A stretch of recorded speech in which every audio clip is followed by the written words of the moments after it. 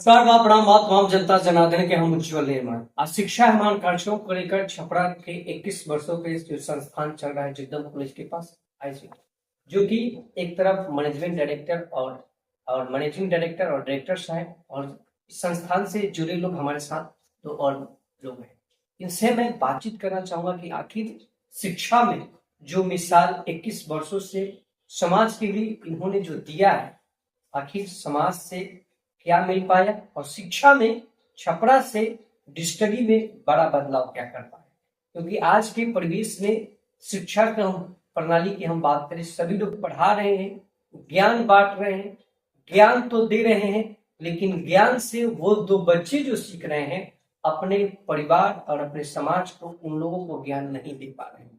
कहीं ना कहीं शिक्षा में ये दिन प्रतिदिन प्रणाली घट रही है या बहुत सारे बच्चे स्टूडेंट जो होते हैं अच्छा ज्ञान लेकर समाज को भी देने का प्रयास कर रहे हैं। सर स्वागत है हमारे चैनल में। क्या परिचय है, छोटा सा सर परिचय हमारे दर्शकों को। मेरा नाम संजीव है और मैं सेंटर का डायरेक्टर हूँ।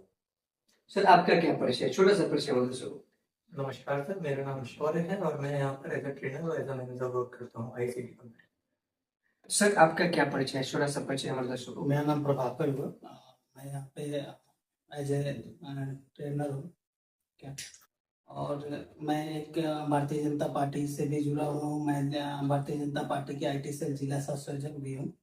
और सबसे बड़ी चीज़ है कि सबसे पहले तो आपके चैनल के माध्यम से जितने लोग देख रहे हैं उनको बहुत बहुत आभार और धन्यवाद कहूँगा, और सबसे पहले आपको बहुत बहुत शुक्रिया अदा करूँगा। बहुत बहुत धन्यवाद हमारे साथ बात करने के। सर आपका क्या परिचय है, दर्शकों से थोड़ा सा परिचय अपना। मेरा नाम दीपक कुमार सिंह हुआ। मैं नगरा के आईटी सेल प्रभारी बीजेपी का हूँ और सर से बहुत मित्रता है, इसलिए आईआरसीटी का एक सहयोगी के रूप में भी हमको आप जान सकते हैं। आपके चैनल को बहुत बहुत शुक्रिया जो आप यहाँ पर आए और शिक्षा के प्रति एक बात विचार हम लोगों के बीच में कर रहे हैं, इसके लिए आपका बहुत बहुत आभार। आज सभी लोग का हम लोगों ने परिचय जान लिया, क्योंकि सभी लोग आईसीटी को लेकर हमेशा सजग है और शिक्षा में डिजिटली में क्रांति हो इसके लिए बहुत बड़ा इन लोग भी सजग है। क्योंकि समाज में हर लोग का कोई संस्थान के साथ जुड़कर बेहतर कार्य करना बहुत उत्तम होता है। सर आप 21 वर्षों से संस्थान चला रहे हैं, जिस तरीके से आज के परिवेश में जो शिक्षा की हम बात करें, शिक्षा में जो बड़ा बदलाव हुआ है, इस पे क्या कुछ कहिएगा। आजकल शिक्षा एक तरीके से कहें तो अलग तरीके का शिक्षा है। पहले का शिक्षा होता था कि बच्चे स्कूल और बाकी चीजों पे जाया करते थे। आज खाली स्कूल के अलावा भी अलग अलग चीजें में इन्वॉल्व होते हैं। बहुत सारे अलग अलग चीजें हैं जो सीखने के लिए एजुकेशन के क्षेत्र में है, जो अलग अलग कैरियर बनाने के लिए अलग अलग क्षेत्र हैं। तो पहले और शिक्षा में और आज के शिक्षा में बहुत बहुत बड़े लिमिटेशंस होते थे। आजकल हर चीज में एक अनलिमिटेड सा सब कुछ जो स्तर है वो अनलिमिटेड लेवल का है। मैंने कहीं ना कहीं आपका कहना है कि जिस तरीके से जब पहले की जो पढ़ाई होते थे, लोग सोचते थे कि मैट्रिक इंटर ग्रेजुएशन कर ले तो मैं बहुत ज्यादा पढ़ लिया, लेकिन आज के परिवेश में हर शिक्षा प्रणाली किसी भी सेक्टर में ये तो भाषणी डिजिटली सेक्टर को लेकर, जैसे कि आप 21 वर्षों से संस्थान चला रहे हैं, तो क्या 21 वर्षों में क्या दिक्कतें आई और आज के समय में शिक्षा में बड़ा जो अपडेट हुआ है इसमें किस तरीके से बच्चों को क्या आज का शिक्षा तो क्या, अभी मैं इस पे क्या ज्यादा कुछ तो नहीं बोल पाऊंगा कि आज में क्या अपडेट आया है, क्योंकि अपडेट तो हर पल और हर समय अपडेट होता रहता है। जो बहुत सारी चीजें हैं। अब मान लीजिए कि पहले के जमाने में लोग 12th या ग्रेजुएट कर ले तो वो बोलते ग्रेजुएट है। आज हर स्टूडेंट लगभग ग्रेजुएट है या अलग अलग इंजीनियरिंग, मेडिकल या बहुत सारे चीजों को सीख के बैठा हुआ है ना। तो उनको वहां पे भी उनको चैलेंजेस बहुत हैं, बहुत सारे चैलेंजेस फेस करने पड़ते हैं नौकरी को लेके। तो सबसे जो आज की चैलेंजेस है रोजगार है, क्योंकि आज के डेट में जो हमारे पास शिक्षा तो का लेवल तो बढ़ रहा है, लेकिन जो रोजगार का लेवल है वो एक लेवल तक ही है, जिसके वजह से जो समस्याएं हैं वो बहुत सारी हैं। मैंने कहीं ना कहीं शिक्षा का लेवल जो बढ़ा तो है, लेकिन रोजगार की जो समस्या है दिन प्रतिदिन घटते जा रहा है। क्या लगता है कि आप जिस तरीके से कंप्यूटर में बड़ा बदलाव कर रहे हैं, बच्चों को बेहतर शिक्षा दे पा रहे हैं, तो क्या कंप्यूटर टेक्नोलॉजी चीज में बेहतर बच्चे भविष्य में अच्छा कर पा रहे हैं? हाँ सर, जैसे कि हमारा केवल बच्चों को, हमारा उद्देश्य बच्चों को शिक्षित करना ही नहीं है, हमारा उद्देश्य उनको रोजगार के भी लायक बनाना है। देखिए, शिक्षा की कमी हमारे देश में नहीं है। जब हमारा देश आजाद हुआ था 1947 में, तब हमारे देश में केवल 25% लोग ही पढ़े लिखे थे, परंतु आज शिक्षा दर बहुत आगे बढ़ चुकी है। 65% से ज्यादा लोग पढ़े लिखे हैं, उनके पास डिग्री भी है, ज्ञान भी है, परंतु उसके बावजूद भी हमारे देश में रोजगार की काफी ज्यादा कमी है। हमारा उद्देश्य ये है कि हम बच्चों में रोजगार करने की भावना पैदा करें, उन्हें एक अच्छे नौकर न बना करके एक अच्छे स्वामी की भावना उनके अंदर डेवलप करना चाहते हैं।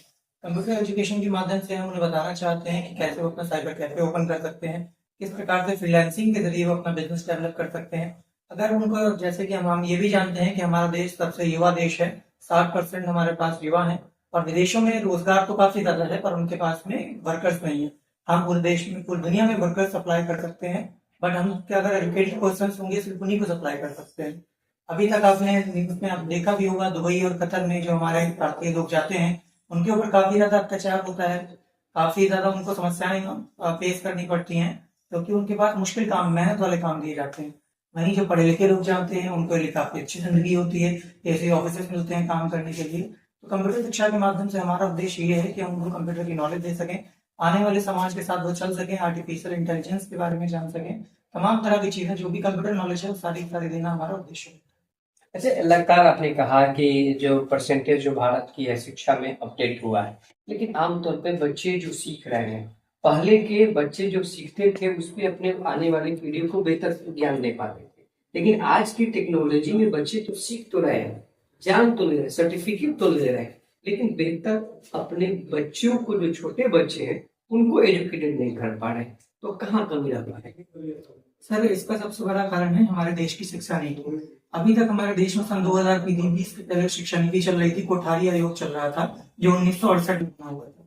कोठारी आयोग पे कभी भी काम नहीं किया गया, क्योंकि कोठारी आयोग में 1968 में ये कहा गया था कि देश में कम से कम 6% शिक्षा पर खर्च किया जाना चाहिए बजट का। ये 1968 की बात थी, पर आज तक हमारे कोई भी सरकार कभी शिक्षा पर 6% का खर्च नहीं कर पाई है। सबसे बड़ी कमी तो शिक्षा नीति में रही। अभी माननीय प्रधानमंत्री जी ने 2020 में एक नई शिक्षा नीति लाई है, जिसके बारे में बच्चों को जानना काफी ज्यादा जरूरी है, जिसके तहत वो अपनी क्षेत्रीय भाषा में शिक्षा में सीख सकते हैं। अब जो एजुकेशन ट्रांसफर का सवाल है, जो पहले पीढ़ियों ने सीखा था और जो आज की पीढ़ियां सीख रही हैं उसमें काफी ज्यादा अंतर है। पहले की पीढ़ियों ने जो भी चीजें सीखी थी वो सारी पेपर वर्क पे थी, आज हम जो भी चीजें सीख रहे हैं वो सारी डिजिटल है।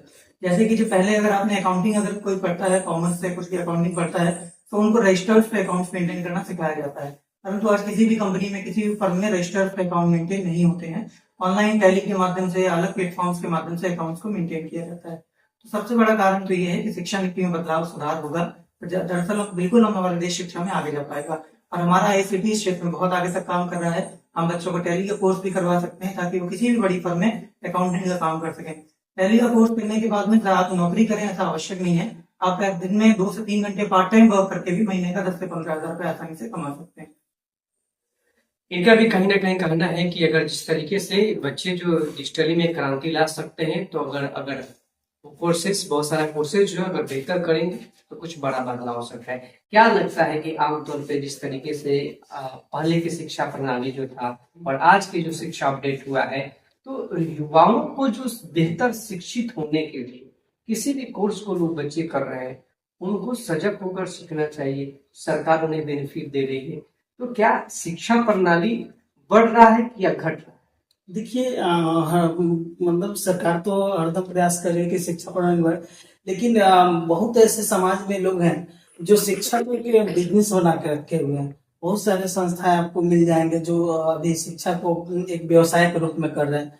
तो मैं सबसे पहले तो उन लोगों से कहूंगा कि हमारे समाज के ही लड़के जो आते हैं, सीखने आते हैं, अगर कल आपके लड़के भी कहीं जाते हैं और उसी तरह का व्यवसाय बना के पढ़ाया जाए या सिखाया जाए, तो ये कहीं ना कहीं गलत भी हो रहा है। और सरकार की जो नीति है, आज देखिए एक सरकार ने निकाला है महिला शक्ति, तो महिला शक्ति जो योजना निकाला है वो महिलाओं के लिए कहीं ना कहीं आगे बढ़ाने के लिए, गांव की जो महिलाएं हैं जा नहीं पाती हैं, कहीं जाके पढ़ नहीं पाती हैं, तो उसके लिए सरकार ने उनके लिए सिलाई मशीन के सीखने के लिए उसका सरकार की तरफ से सिलाई मशीन भी दिया जा रहा है कि अपना एक व्यवसाय भी आप खोल सकते हैं। तो कहीं ना कहीं सरकार बहुत सा प्रयास करिए कि स्वरोजगार भी लोगों को मिल जाए और शिक्षा प्रणाली भी बढ़े।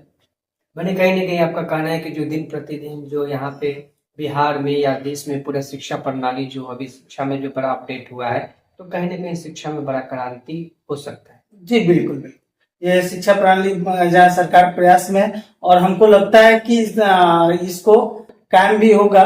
थोड़ा सा अभी देखिए सरकारी स्कूल की व्यवस्थाएं भी चेंज की गई है, जो वहां पे पहले अटेंडेंस, तो पहले बहुत सारे शिक्षक ऐसे भी थे कि अटेंडेंस लगा के चले जाते थे, लेकिन अब ऐसा कर दिया गया कि आप अगर उस 100 मीटर के दायरे से हटते हैं तो आपका मोबाइल से आपका ऑटोमेटिक अटेंडेंस आउट हो जाइएगा। तो बहुत सारी प्रणाली सरकार कोशिश कर रही है कि शिक्षा प्रणाली में सुधार लाया जाए, और जहां तक हमारे प्रधानमंत्री जी 2020 का शिक्षा प्रणाली लाए हैं वो अत्यंत महत्वपूर्ण है, इसको सबको जानने की जरूरत है। क्या लगता है आपको कि जिस तरीके से शिक्षा में जो दिन प्रतिदिन अगर देखा जाए समाज में बहुत सारे बच्चे, लड़कियां जो थी पढ़ने में नहीं जाती थी, स्कूल नहीं जाती थी, कोचिंग नहीं जाती थी, तो क्या समाज में जो शिक्षा आया, माननीय मुख्यमंत्री नीतीश कुमार, केंद्र की सरकार, यशस्वी प्रधानमंत्री नरेंद्र मोदी जी, तमाम जो सिस्टम शिक्षा में आया, तो क्या समाज को बड़ा बदलाव मिल रहा है या घट रहा है शिक्षा पर? ये जो शिक्षा के जो नियम लगा हुआ है पूरा बिहार में या भारत में, वो बहुत महत्वपूर्ण है। अगर पूरा जमीनी स्तर पे आ जाए तो शिक्षा का एक महत्वपूर्ण स्मार्ट सिटी जैसा, एक स्मार्ट एजुकेशन जैसा हो जाएगा। सबको इसमें एजुकेशन अपना सही ढंग से लेगा। ज्यादातर महिलाओं जो है वो आज के डेट में शिक्षा के प्रति बहुत जागरूक हो रही है, मतलब कि लड़कों के प्रति, और इसके लिए मतलब बहुत धन्यवाद करेंगे सबको, सरकार को भी और प्रधानमंत्री जी को भी धन्यवाद। एक और आपसे सवाल रहेगा कि जिन दिन प्रतिदिन देखा जा रहा है बहुत सारे यहाँ पे संस्थान तो खोल रहे हैं, आपने कहा कि संस्थान बहुत सारे लोग पैसे कमाने के लिए खोल रहा है, यहाँ पे बहुत सारे कॉलेज पैसे कमाने के लिए खोले जा रहे हैं, स्कूल पैसे कमाने के लिए खोले जा रहे हैं, कोचिंग पैसे कमाने के लिए खोले जा रहे हैं, लेकिन उस जो प्राइवेट संस्थान जो बेहतर शिक्षा दे पा रही है, क्या गवर्नमेंट संस्थान शिक्षा उतना बेहतर दे पा रही है? अभी देख लीजिए, आप ये सही सवाल बोला कि क्या गवर्नमेंट, तो गवर्नमेंट सर दे रही है, लेकिन पहले से बेहतर दे रही है, और प्राइवेट संस्थान की है तो वो भी दे रहा है, लेकिन बहुत हम सभी को नहीं बोल सकते, सभी स्कूल को नहीं बोल सकते, लेकिन अभी भी आप देख रहे हैं कि कहीं ना कहीं जो शिक्षा का व्यवसाय किया जा रहा है वो आम जनों से या हमसे या आपसे छुपा नहीं हुआ है, और पहले से तो बहुत ज्यादा सुधार हुआ है सरकारी स्कूलों में, और आगे भी ये प्रयास रहेगा कि मतलब सुधार हो। ठीक है, सरकार की तरफ से बहुत सारी कोशिशें कर रही थी। अभी सरकार आपको बताएं कि सरकार अभी अटेंडेंस का जो शेड्यूल चेंज किया, आगे बहुत सारी चेंजिंग होगी शिक्षा के। इनका भी कहना है कि जो सरकार की जो नीतियां है, बिल्कुल नीतियां बदलते आ रही है और शिक्षा प्रणाली में बेहतर चेंज होते जा रहा है। उनका भी कहना है कि जो महिलाएं, जो लड़कियां नहीं शिक्षा नहीं कर पा रही थी, देहात में बहुत सारे लड़कियां नहीं जा पा रही थी स्कूल कोचिंग, लेकिन सरकार के बेहतर मुहिम से, 7 निश्चय योजना की मुहिम से सरकार लड़कियों के लिए भी सजग होकर, महिलाओं के लिए भी सजग होकर शिक्षा में बड़ा बदलाव कर रहा है। सर, कहते हैं कि आपसे एक खास प्रश्न रहेगा कि 21 वर्षों से आपका ये संस्थान चल रहा है, कितने बच्चे यहाँ से पढ़कर छपरा से बिहार के लिए और देश के लिए कितना नाम कर? अब तक हम लोग लगभग 5,000 प्लस लोगों का, स्टूडेंट लोगों का यहाँ से ट्रेनिंग कंप्लीट करवाया हुआ है, जिसमें से मुझे लग रहा है कि ऑलमोस्ट 20% लोग जो हैं जो अच्छे जॉब में हैं, बाकी लोग भी एक एवरेज जो एक जॉब में होना चाहिए वो जॉब में है, बाकी कुछ लोग हैं जो सेल्फ डिपेंड है और अपना कुछ कार्य कर रहे हैं। क्या कहिएगा यहाँ के जो सारंग में जो शिक्षा दिन प्रतिदिन अपडेट, और जो लोग अपने बच्चों को अशिक्षित मानते हैं, बच्चियों को नहीं पढ़ाना चाहते हैं, बेटे को अच्छे विद्यालय में डाल देते हैं, बेटियों को नहीं पढ़ा पाते हैं, बेटियों को नहीं अच्छा एकेडमी नहीं दे पाते हैं, तो उन अभिभावकों के लिए क्या? नहीं, ये तो गलत है। मान लीजिए कि अगर बेटे पढ़ रहे हैं तो बेटियां भी पढ़ेंगे, क्योंकि आज के डेट में सरकार का स्कीम है बेटी पढ़ाओ बेटी बचाओ। तो अगर नहीं पढ़ा रहे हैं तो एक तरीके का वो क्राइम ही है। अगर उनको भी चाहिए कि अपने बच्चों को, अपने बच्चियों को बेहतर से बेहतर एजुकेशन दें। क्या करता है एससीटी बेटियों के लिए आपके एकेडमी के द्वारा बेहतर क्या शिक्षा दिए जाते हैं एससीटी के माध्यम से? हमारे पास अलग अलग स्कीम्स हैं, कुछ गवर्नमेंट्स के भी स्कीम है, कुछ जैसे कि अभी हम लोग का आईसीटी का ही स्कीम है, जो मुख्यमंत्री नारी शक्ति योजना के तहत जो बच्चियों को, महिलाओं को उनको अलग अलग स्किल सिखा के और नौकरी तक ले जाने का एक मुहिम चलाया जा रहा है, जिसमें आईसीटी भी बढ़ चढ़ के हिस्सा ले रहा है। और आने वाले समय में हम कोशिश करेंगे कि बेहतर से बेहतर दर के हिसाब से उनको नौकरी और रोजगार दिलाया जा सके। अभी हमारे साथ आईसीटी के हमारे डायरेक्टर जो बात कर रहे थे, इनका कहना था कि जो समाज में लड़कियां नहीं पढ़ पा रही थी वो बिल्कुल आज समाज में अपडेट हो रही है, महिलाएं शिक्षित हो रही हैं, लड़कियां शिक्षा की ओर आगे बढ़ रही हैं और समाज में शिक्षा के प्रति लोगों को जगना होगा, क्योंकि समाज में जो लोग अभी अशिक्षित थे उनको शिक्षा को जो लोग नहीं जान पाते थे, बच्चियों को प्राइवेट स्कूल में नहीं भेज पाते थे, लेकिन आज के परिवेश में बच्चियां भी बढ़ चढ़ में प्राइवेट स्कूल में, प्राइवेट संस्थान में और सरकार की जो योजनाएं हैं उसमें बढ़ चढ़ कर हिस्सा ले रही हैं। और सरकार की सभी योजनाएं धरातल पर उतारने के लिए ऐसे मैनेजमेंट कर्ता अपने सारण में और अपने बिहार में है जो कि शिक्षा के प्रति सजग होकर अच्छा एजुकेशन देकर समाज को सुदृढ़ बनाने में, एजुकेशन के सेक्टर में बेहतर बनाने में, डिजिटल के सेक्टर में अच्छा करने के लिए बेहतर प्रयास कर रहे हैं। ऐसे तमाम मैनेजमेंटों से और यहाँ के अभिभावकों से मैं निवेदन करूंगा कि ऐसे संस्थान में अपने बच्चों को भेजें ताकि उनका बेहतर शिक्षा मिल पाए और उनका भविष्य बेहतर हो पाए। अपील और निवेदन करूंगा कि जो जगदम कॉलेज के पास आईसीटी एकेडमी जो है, कंप्यूटर संस्थान जो है, इस संस्थान में अपने बच्चों का नामांकन कराएं और बेहतर भविष्य बनाकर अपने शिक्षा प्रणाली को, कंप्यूटर डिजिटल प्रणाली को मजबूती लाएं, क्योंकि शिक्षा में एक कंप्यूटर का भी अंग आपके शिक्षा के लिए बहुत बड़ा योगदान होता है, ताकि आप बेहतर बने और शिक्षा कंप्यूटर का ग्रहण करके अच्छा एकेडमी से पढ़ लिख कर और अच्छे जगह आप नौकरी करें, ये भी बहुत बड़ा अहम भूमिका है कंप्यूटर का। तो जाते जाते आप सभी से अपील करूंगा यहाँ पे नामांकन कराएं और अपने बच्चों का भविष्य बेहतर बनाएं। जय हिंद, जय भारत।